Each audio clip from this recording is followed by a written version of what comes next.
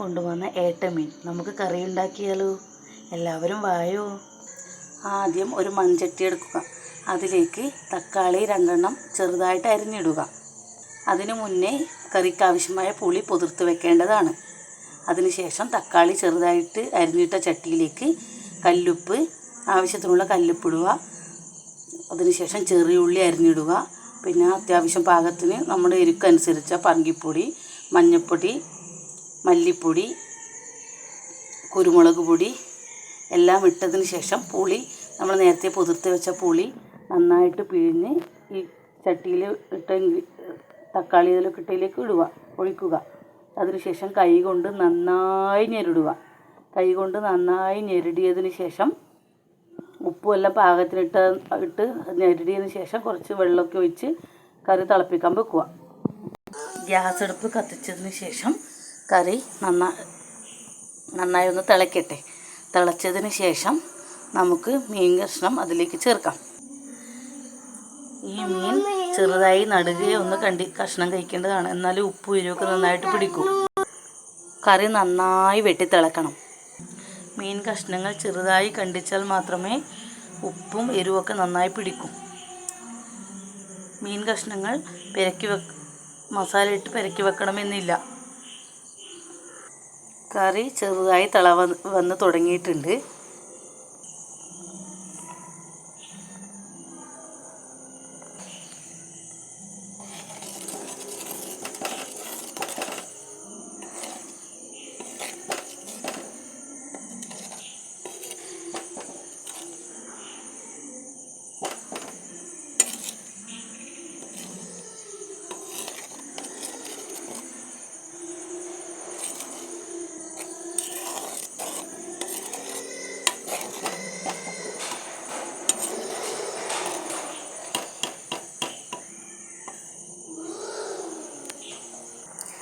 കറി നന്നായി തിളച്ചതിന് ശേഷം പാകത്തിനുള്ള ഉപ്പ് നോക്കുക.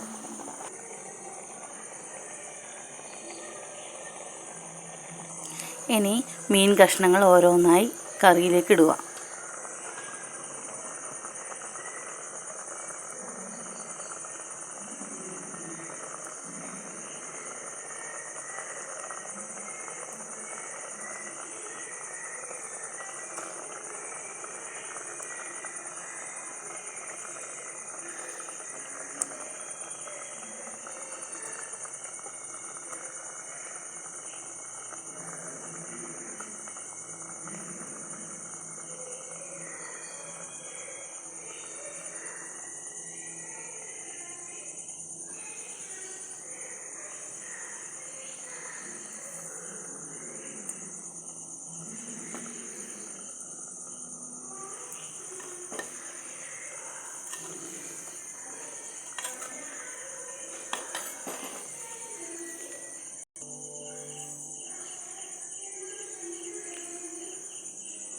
അതിനുശേഷം ഒരടപ്പ് കൊണ്ട് നന്നായി മൂടി വയ്ക്കുക.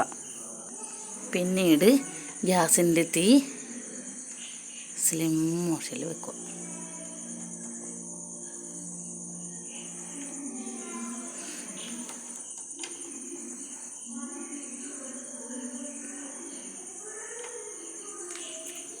ഉപ്പ് എരിവൊക്കെ നന്നായി പിടിച്ച് മസാലയൊക്കെ മീനിലേക്ക് പിടിക്കട്ടെ.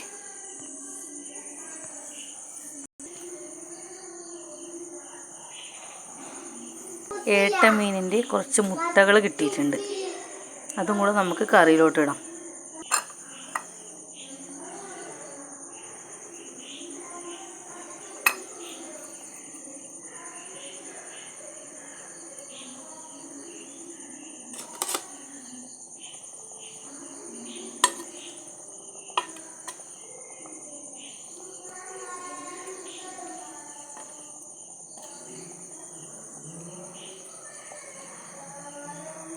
കറിയിൽ കയ്യിലിട്ട് അധികം ഇളക്കാൻ പാടില്ല. ഇളക്കിക്കഴിഞ്ഞാൽ മീനെല്ലാം ഉടയും. അതുകൊണ്ടാണ് ഞാൻ കയ്യിലിട്ട് ഇളക്കാത്തത്. അങ്ങനെ അഥവാ മീനൊന്ന് ഇളക്കണം തോന്നിയാൽ ഒരു തുണി വെച്ച് ചട്ടിയിൽ പിടിച്ച് ഒന്ന് ചുറ്റിയിടാനേ പാടുള്ളൂ.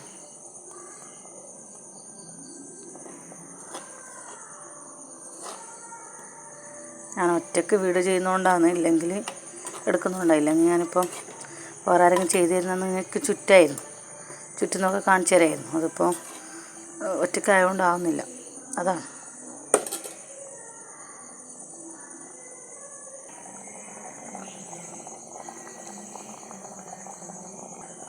ഈ കറി ഒന്ന് ഓഫ് ചെയ്തതിന് ശേഷം നമുക്ക് കുറച്ച് എണ്ണയിൽ തൂത്ത് കൊടുക്കാം.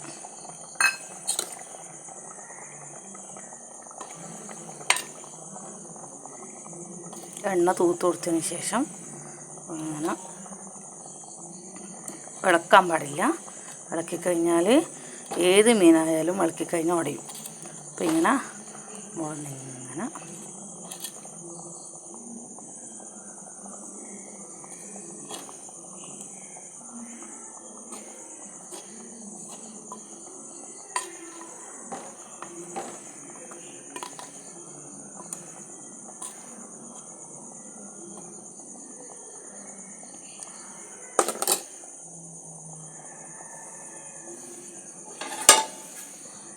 ഇത് അടച്ച് വെക്കാം.